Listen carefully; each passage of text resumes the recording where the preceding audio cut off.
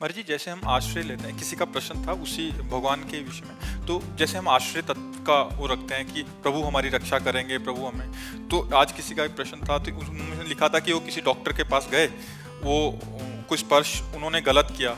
उस समय तो पहले तो उनको ठीक लगा कि, बट बाद में जब वो चिंतन किया तो उनको लगा कि ये गलत स्पर्श था, कि ऐसा नहीं करना चाहिए था। फिर वो हनुमान जी के भक्त थे, उन्होंने बोला कि हनुमान जी ने मुझे ऐसी स्थिति में क्यों डाला, और मतलब मैं तो नाम भी जप करती थी। फिर वो दुखी हो रहे हैं। तो महाराज जी, इसको कैसे समझें कि प्रभु का। अब इसमें अगर वो समझ पावे, पूर्व का कोई अशुभ प्रारब्ध जो आपसे गलती हुई थी, उसी गलती का निराकरण हुआ। आपने जो गलती की और उसका प्रकाश नहीं हुआ, तो आपको क्षोभ और दुख दिलाने के लिए ये प्रारब्ध यहाँ गिरा करके। नहीं तो ऐसा जैसे कभी कोई चूक का अवसर आया, तो भगवान थोड़ी चूक का अवसर हमें दे रहे हैं। हमारी वासना, हमारी गलती हमें चूक पे ले जा रही। भगवान हमें बचा सकते हैं। हम भगवान से प्रार्थना करें, उस समय भगवान को पुकारें, तो भगवान हमारी रक्षा करेंगे। जैसे बड़ी बड़ी पवित्र साधियों के ऊपर गलत दृष्टि वाले, अब जैसे गंगा यमुना बाई थी वृंदावन में, तो पवित्रता से भजन करती थी, तपस्वी थी, विरक्त थी। अब ब्रह्मचारिणी थी, तो ब्रह्मचारिणी में तेज होता है। तो अकबर बादशाह का भांजा, वो यहाँ आगरे का अधिकारी था, तो वो यहाँ वृंदावन आया अपने परिकर के साथ। तो उसने देखा इतनी सुंदर साध्वी, और तो तपस्विनी तेजस्वी, वो लुभायमान हो गया। उसने कहा इनको हमारी सेवा में भेजा जाए। बोले ये संत हैं, कोई ऐसे थोड़ी है कि ऐसे आ जाएंगे। तो उसने 2 वेश्याएं लगाई। अब आप विचार करो कि इनको किसी भी तरह हमारे महल में लाओ।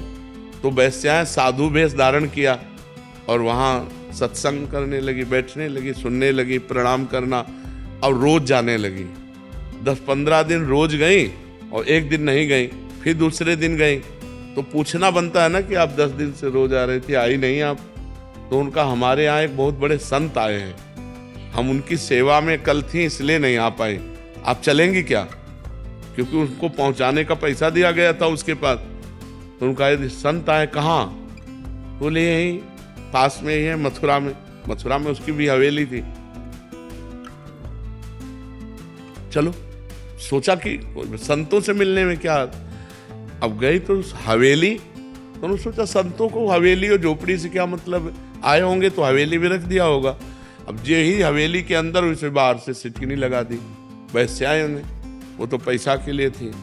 और जो अंदर गई तो बादशाह का भांजा हो, अब वो समझ गई कि मुझे नाटक करके फंसाया गया। तो गए, दूर रहना, स्पर्श मत करना। और वो तपस्विनी थी, अब वो काहे को माने। अब उसकी हवेली के अंदर आ चुकी है, बंद है, शासन उसके हाथ में, बादशाह उसका मामा है, तो उसको कोई फर्क तो था नहीं। वो जे ही आगे बढ़ा तो उन्होंने श्री हरिवंश, श्री हरिवंश, श्री हरिवंश, जे ही नाम पुकारा। रसिकनंद वाले में चरित्र है श्री हरिवंश। सोई उसको दिखाई दिया कि बाई जी की जगह बबर शेर, और दहाड़ करके उसको पैजामा गीला हो गया, लघुशंका कर दे, बेहोश हो गया, और बाई जी अंतर ध्यान यहाँ वृंदावन में। तो इस विषय पर अगर देखा जाए, तो इसमें कोई प्रभु की ऐसी बात नहीं थी कि उनको इस तरह का संकट झेलना पड़े। उनका कोई प्रारब्ध था। ये प्रभु की कृपा रही कि उन्होंने गंगाबाई, यमुनाबाई को इस तरह से भगवान ने बचाया। ये प्रभु की कृपा रही। लेकिन उनका कोई पूर्व का ऐसा प्रायश्चित रहा कि जो उसके सामने जाना पड़ा, और वो गंदी दृष्टि से ऐसा देखा। क्योंकि वृंदावन में बहुत थी, उन्हीं के ऊपर क्यों दृष्टि गई? तो कोई प्रारब्ध संयोग, ये कृपा रही भगवान की कि वो छुआ नहीं और बच गया, ऐसा हो। फिर वो बाद में आया और चरणों में साष्टांग दंडोत हुआ और कहा मुझे क्षमा कीजिए, तब से मैं जल रहा हूँ। तो उन्होंने कहा आप जो है संतों के प्रति ऐसा भाव न रखें, आप जाओ आनंद से भजन करो, हमें कोई आपसे द्वेष नहीं है। तो ऐसा होता है। तो उसमें ये नहीं कि हमें भगवान ने बचाया, भगवान ने तो बचा ही लिया, पर वो आपका कोई कर्म ऐसा था जो। तो अभी हमें दोबारा वहां नहीं जाना चाहिए, और कोई भी किसी। हाँ, बिल्कुल ऐसे नहीं। और डॉक्टर को भी ऐसा नहीं करना चाहिए। डॉक्टर तो एक भगवान का स्वरूप होता है। मरीज जब उसके पास जाता है तो सर्वांग समर्पित होता है। तो डॉक्टर को चाहिए कि अपने बेटा बेटी की तरह व्यवहार करना चाहिए, इधर उधर गंदी हरकतें नहीं, तभी फिर उनका भी जीवन बर्बाद होता है।